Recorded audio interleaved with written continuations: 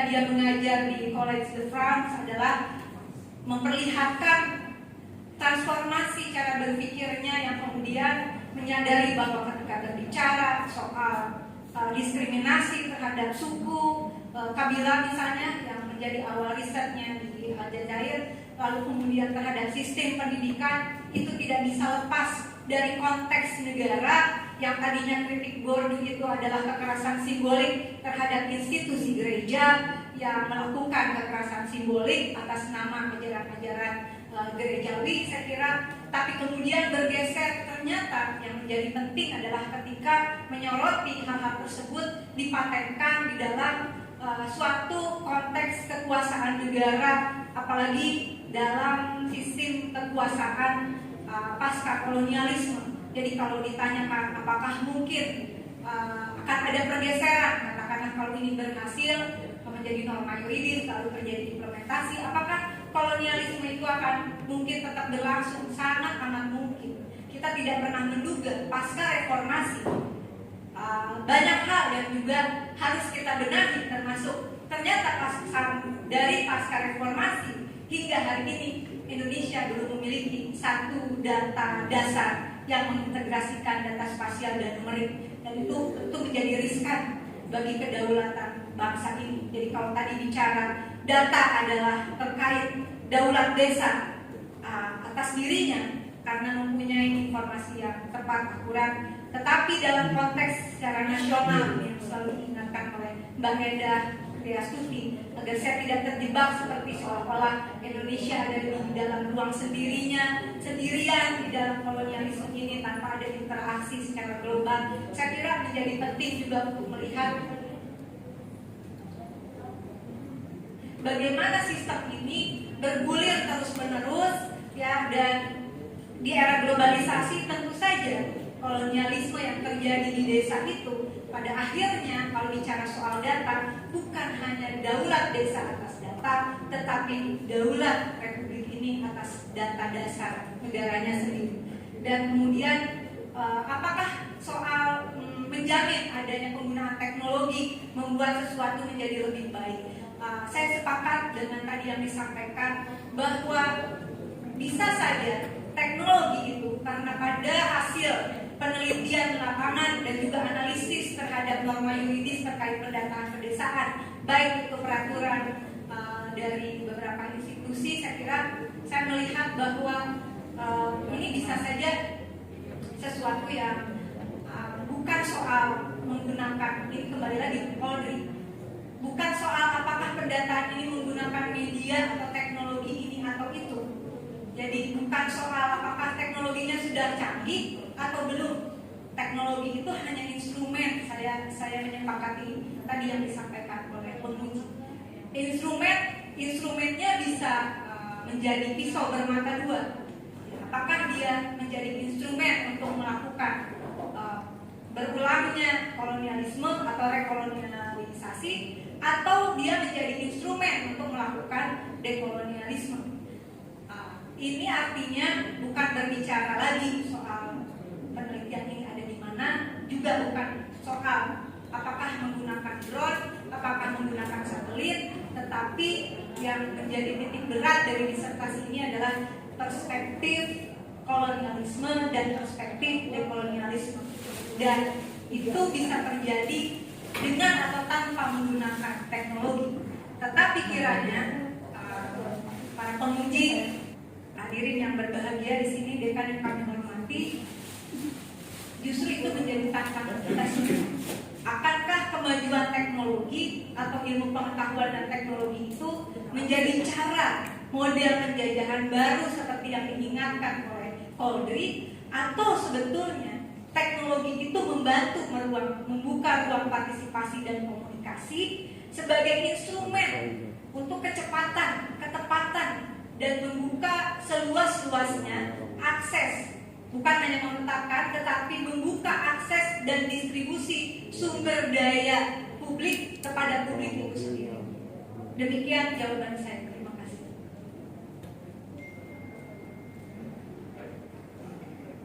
Terima kasih. Terakhir saya persilakan kepada Omar PhD selaku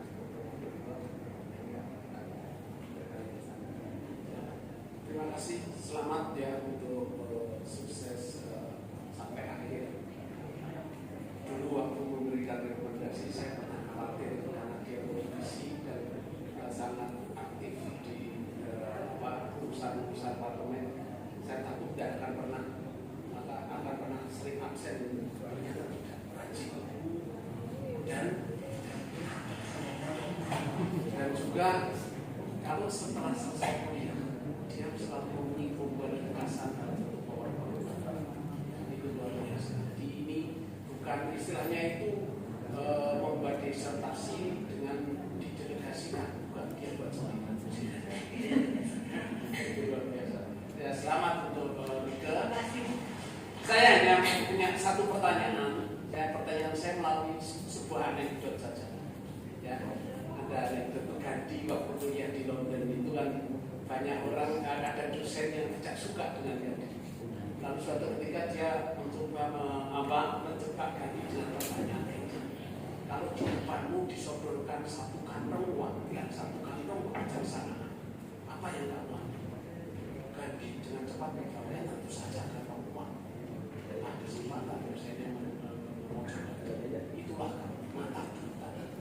Kalau saya bukan kantong uang, saya ambil kantong kebijaksanaan. Lalu Gandhi dengan tenang menjawab, memang biasanya orang mengambil apa yang dia tidak punya.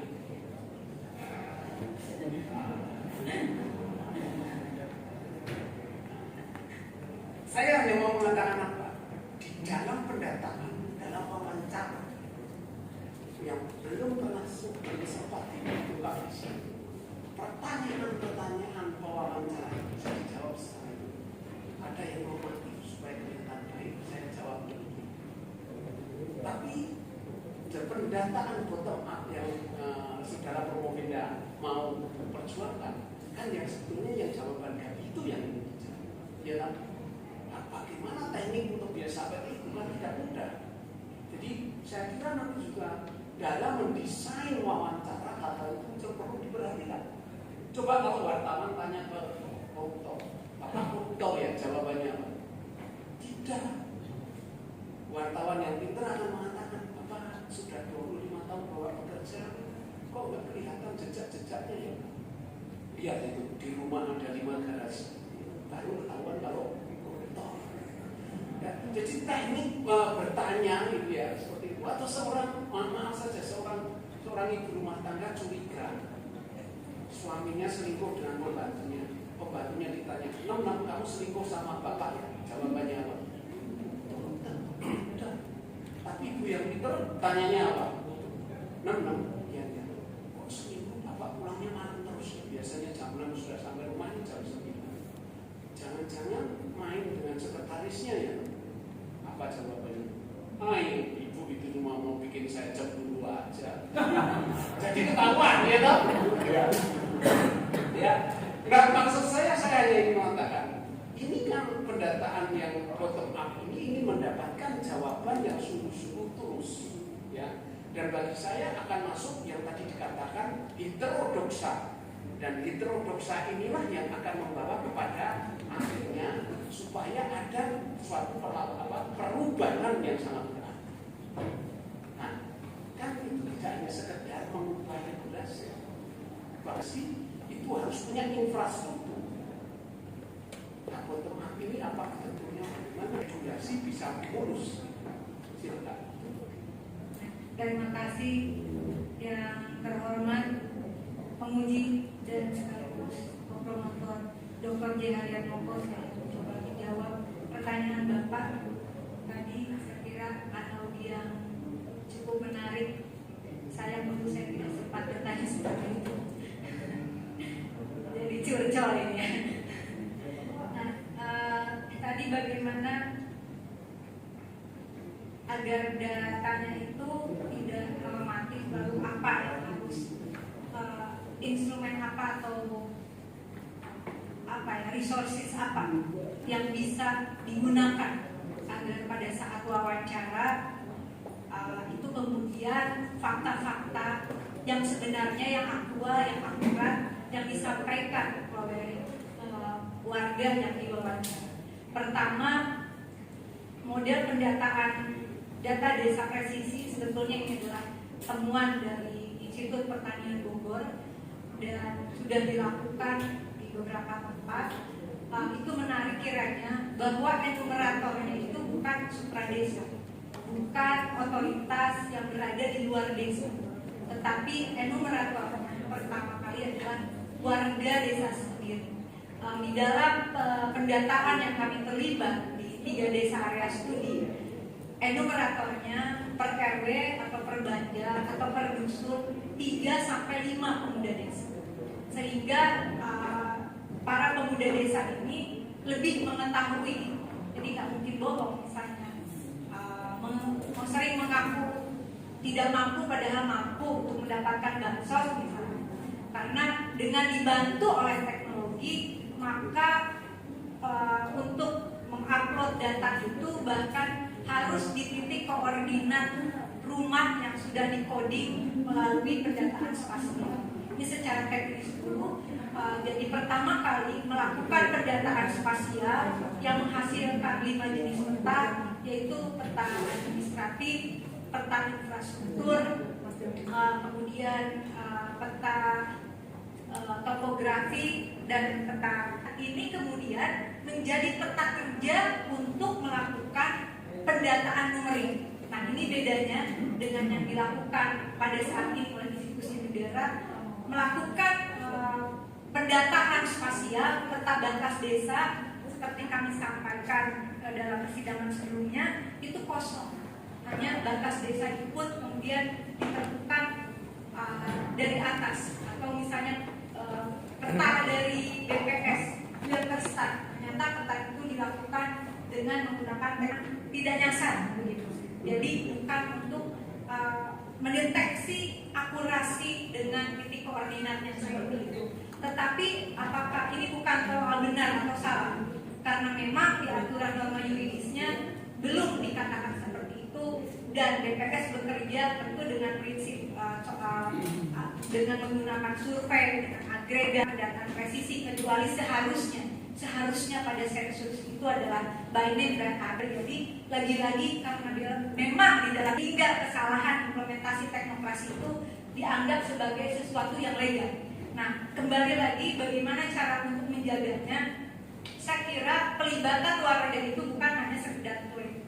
Nah, pelibatannya itu pertama tentu di dalam aturan teknis pendataannya itu harus dipastikan. Bukan hanya karena model wawancara itu tidak ada di dalam aturan hukumnya, maka seperti DDP sekarang ini. Waktu habis, ujian selesai. Ujian telah berakhir. Izinkan saya menyerahkan slide itu dan sidang session.